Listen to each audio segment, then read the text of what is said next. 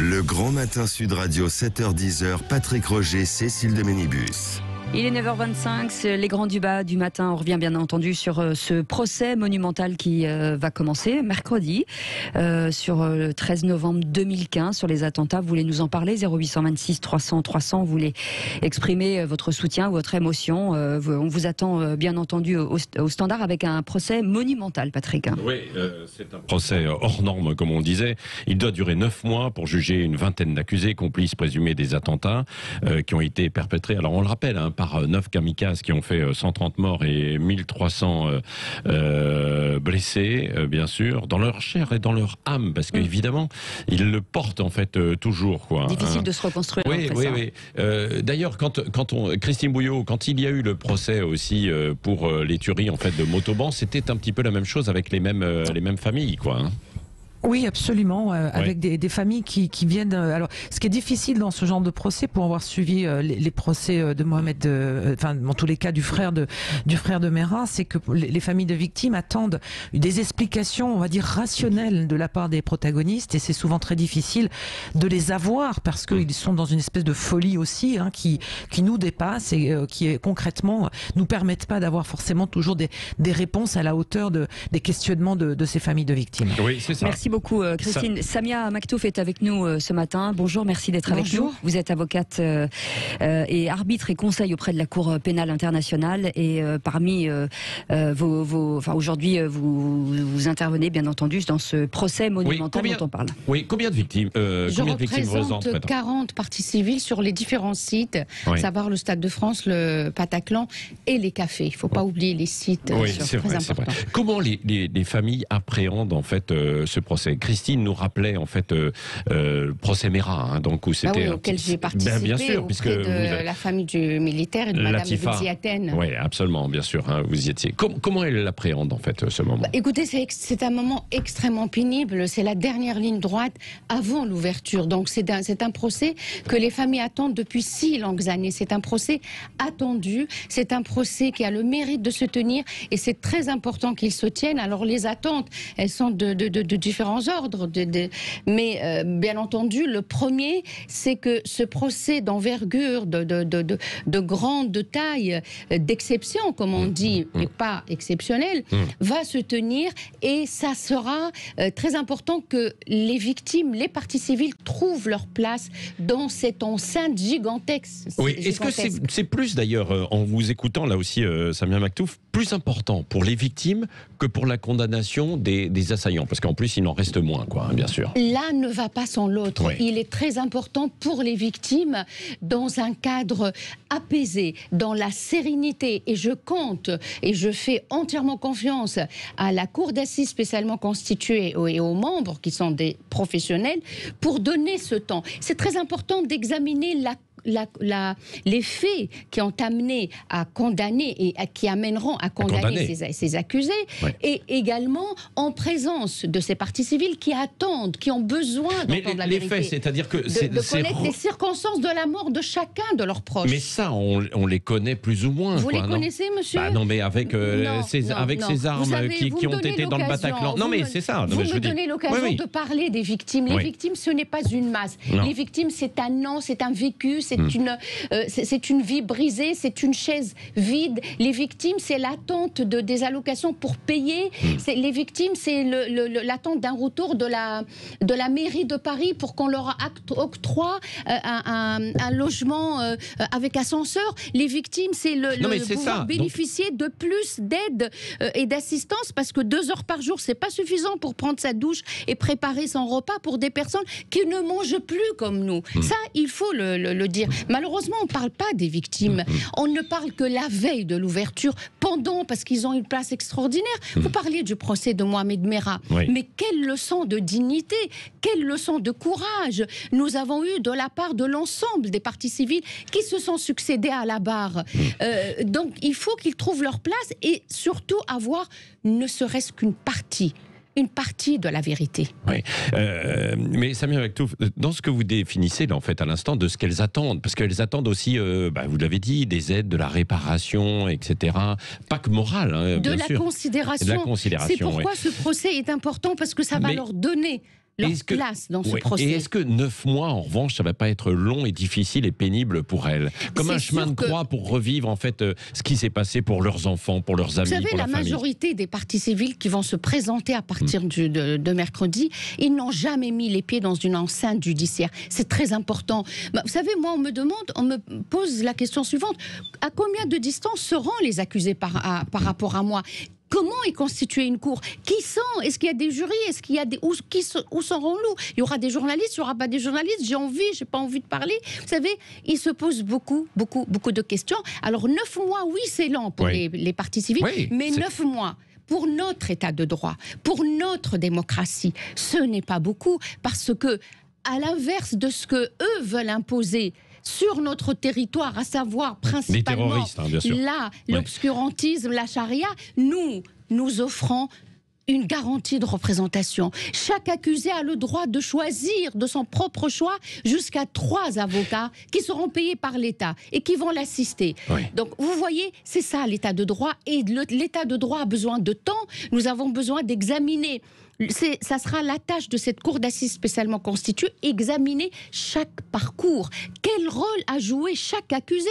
Nous avons quelqu'un comme Salah Abdeslam, il n'est pas le seul à avoir gardé le mutisme, parce qu'on parle que de lui, d'autres l'ont fait. Je le dis pour les auditeurs, puisqu'il est apparu lors du procès en fait en 2018 à Bruxelles. C'est ça. Il avait dit jugez-moi, je n'ai pas peur de vous et de vos associés, je mets ma confiance en Allah. Donc s'il refait ce même genre de déclaration, probablement, quoi. Donc il y a du mutisme pour les familles, c'est terrible ça. Ni les familles, ni les survivants, ni les parties civiles, ni les victimes ne sont dupes, encore moins nous et la Cour. Ce procès, c'est une tribune pour lui. Ce procès, c'est une confirmation de son allégeance à Daesh, cette organisation mortifère, cette usine de mort. Il va se présenter, il va lire quelques sourates, il va faire le même parcours, le même protocole djihadiste islamiste qu'a fait Peter Sherif, qu'a fait Abdelkader Mera, que font tous. Alors s'il se met à lire des sourates, est-ce qu'on peut, entre guillemets, l'en empêcher pour les familles qui sont en face et pour je vous rappelle ce que je disais à l'instant, la France est un état de droit. Oui, je sais. La parole appartient, le dernier mot appartiendra aux accusés. La valeur du verdict qui sera prononcé le mois de mai, après 9 longues mois, cette valeur-là, c'est parce qu'on aura donné toute sa place à l'accusation. Laissez-le dire tout ce qu'il veut. Vous savez, les magistrats instructeurs, je saisis l'occasion pour les saluer, ont fait un travail exceptionnel, sans aucun mot de Salah Abdeslam ou d'autres. C'est eux qui ont trouvé les caches, c'est eux qui ont trouvé tout le circuit, c'est eux qui ont trouvé Carcache, qui a préparé les fausses pièces d'identité pour permettre à ces accusés de rentrer par nos frontières, qui sont aujourd'hui des fromages.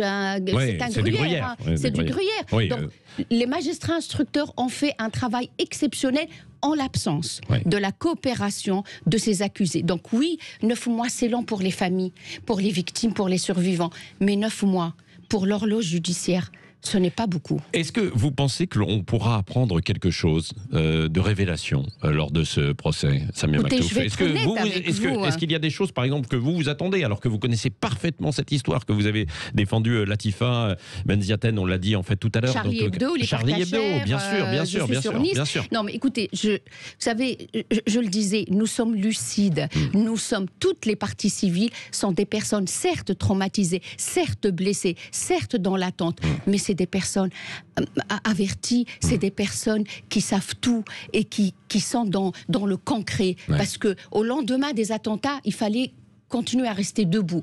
Je l'espère, j'espère qu'il va parler.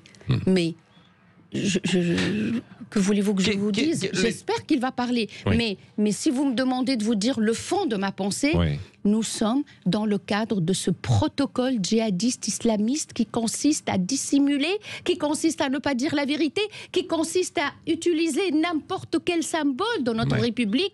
Cette enceinte judiciaire pour parler, pour confirmer leur allégeance à Daesh. C'est terrible, c'est ça, parce que vous dites... la différence entre eux et nous. C'est ça la différence. Ils s'en servent comme d'une tribune, quoi. Et finalement, bien sûr probablement satisfait qu'il y ait ce procès aussi. Mais l'avocate qui vous parle, je suis fière d'appartenir à un pays où l'état de droit se prononce comme il faut. Donc, c'est pas pour autant qu'on va baisser les bras.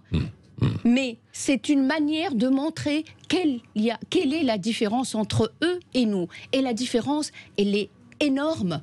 La différence, c'est la démocratie. Oui. Est-ce que vous regrettez qu'il y ait que quelques personnes qui sont accusées, qui ne sont pas sur le territoire, ne soient pas là, bien sûr? Je ne fais pas que regretter. Ouais, c'est l'expression de ma colère. C'est la colère de toutes les victimes. Vous savez combien il en manque? Il en manque énormément.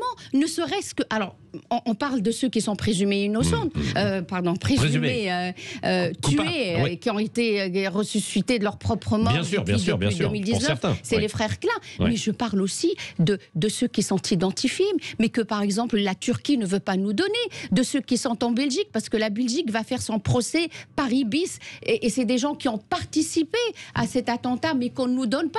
Moi, j'aurais aimé, dans la grandeur de l'Europe, qu'il y ait un seul procès, tous les protagonistes, de ceux qui ont participé, les complices, ceux qui ont aidé, ceux qui ont guetté, ceux qui sont allés en Angleterre chercher l'argent, ceux qui ont fait ce qu'il fallait pour armer les terroristes. Oui. Et ceux-là, ils ne sont pas là. Samia Maktouf, est-ce que c'est aussi important 6 ans après, parce que le temps passe vite en fait aujourd'hui. Nous sommes dans des sociétés en fait du zapping, et que finalement aujourd'hui on va pouvoir se remémorer quand même les atrocités qui sont commises par des tels terroristes et une telle idéologie au moment où on parle de l'Afghanistan et des talibans qui se déploient en fait de nouveau, et de Daesh qui existe toujours. On l'a vu l'autre jour avec les attentats à Kaboul. Est-ce que le procès d'Abdelkader Merah nous a permis de tirer des leçons?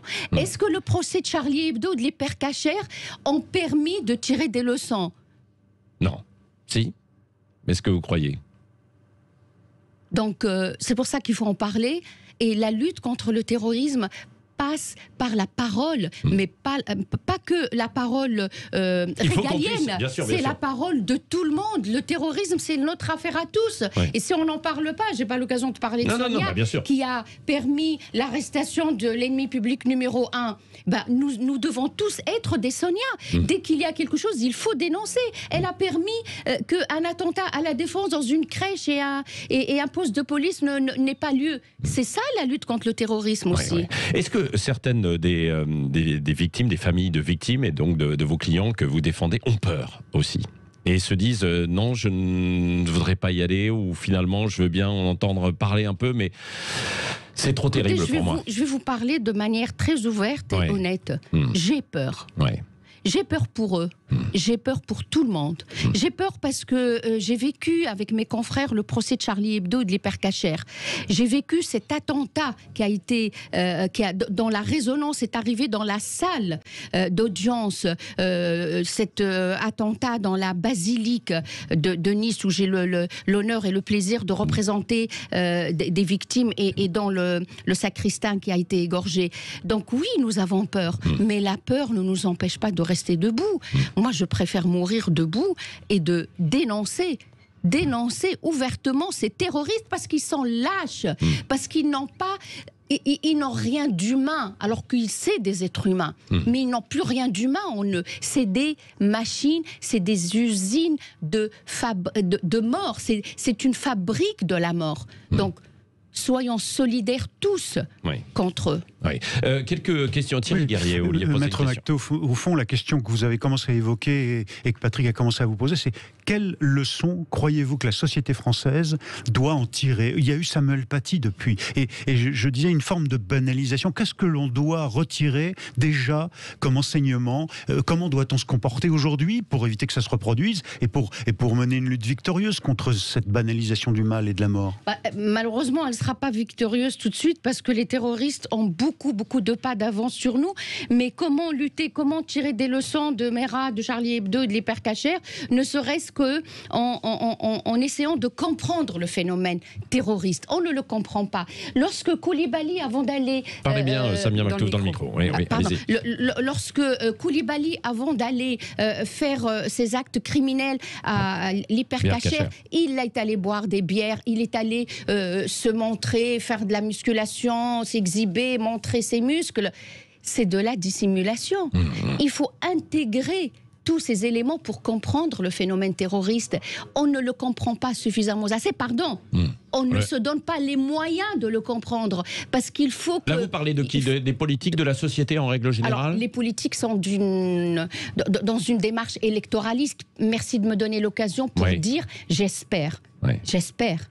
Et c'est un appel que je lance, que ce procès, par respect pour les victimes, ne soit pas l'occasion de tribunes électoralistes, parce que nous sommes à la veille d'élections. Donc, s'il vous plaît, messieurs les politiques, mesdames les politiques, laissez la place, toute la place, aux partis civils. Donc, oui, il y a des élans électoralistes, nous avons vu en Belgique. D'autant que ça va suivre toute la campagne électorale. Le cheikh Bassam, il mariait religieusement à l'enceinte même de la mairie belge des terroristes, alors que c'est un état de droit, la Belgique.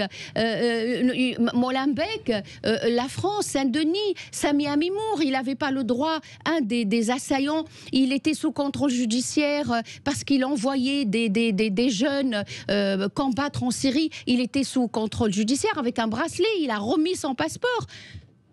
Il est parti et il a réussi à avoir un autre passeport. Il est parti en Syrie, il est revenu frapper chez nous. Oui, donc ce que vous dites quand même... Voilà l'état de la situation, il faut le dire. Mais je ne pointe aucune responsabilité, c'est pas mon rôle. Moi, je suis avocate. Oui, bien sûr. Et je représente des victimes qui se posent des questions et qui n'auront pas de réponse à leurs questions. Mais en même temps, ce que vous dites aussi, Samia Maktouf, c'est que nous sommes dans un moment important et un peu charnière aussi ici, en France, dans l'Occident, face justement à la progression des terroristes. À un moment donné, on avait cru qu'on allait réussir à les repousser, etc. Et qu'il y a toujours des menaces, quoi. Que ce soit au Sahel et puis bien sûr en Afghanistan et même au-delà, quoi. Vous savez, les responsables, réfugiés, par exemple, en Turquie aussi, pour certains. Les responsables de terrorisme vous diront que jamais nous avons eu la certitude qu'on a réussi à les anéantir, même si la coalition a fait un travail extraordinaire pour abattre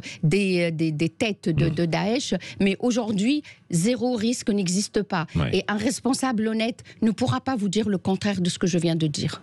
Un dernier mot avec vous, Samia Maktouf, puisque vous êtes avocate, une quarantaine de clients. Comment vous préparez, vous, à ce procès, en fait, à ce marathon? Parce que c'est 9 mois, vous y serez quasiment tous les jours. On rappelle que c'est l'après-midi. C'est à partir de 12h30 tous les jours. Alors, d'abord, il faudrait que je vous dise que moi, j'y travaille depuis 6 longues années. Je suis en contact permanent avec toutes les parties civiles que je représente. Se préparer, c'est connaître son dossier. Je pense connaître mon dossier et j'attends l'ouverture avec impatience de ce procès et surtout l'arrivée de certains témoins et le questionnement et l'interrogatoire des accusés qui, bien sûr, comme dans Charlie et l'Hypercacher, vont se demander ce qu'ils font dans ce box. Et bien sûr que l'interrogatoire va être Même pour vous, ce que vous avez dit tout à l'heure, ça va être dur, quoi. Bien sûr, pour les familles des victimes, etc. Nous sommes des êtres humains. C'est quelque chose qui a bouleversé la société française. Juste un mot, s'il vous plaît, avant de terminer. Je parlais de ce box vide. Il est également vide de femmes. Il n'y a pas de femmes dans ce box. Or, les femmes ont joué un rôle important. Je ne citerai que 2. Les femmes des clans qui ont revendiqué les attentats du 13 novembre et la femme de Carcache, un des accusés qui sera dans le box, qui a préparé et permis à des terroristes de pénétrer dans nos frontières. C'est celui qui a préparé les fausses identités. C'est elle qui a permis de les distribuer, de les donner. Ce n'est pas une manière, ce n'est pas condamnable ce qu'elle a fait. Où est-elle? Pourquoi elle n'est pas là? Pourquoi elle ne répond pas de ses actes? Ouais. Merci beaucoup Samia Maktouf, donc avocate, arbitre et conseil aussi auprès de la Cour pénale internationale par ailleurs, CPI. Merci d'avoir participé en fait à cette interview. Bon courage à vous évidemment pour 9 mois de procès et tout ce que vous avez dit est bien défini ce matin sur Sud Radio.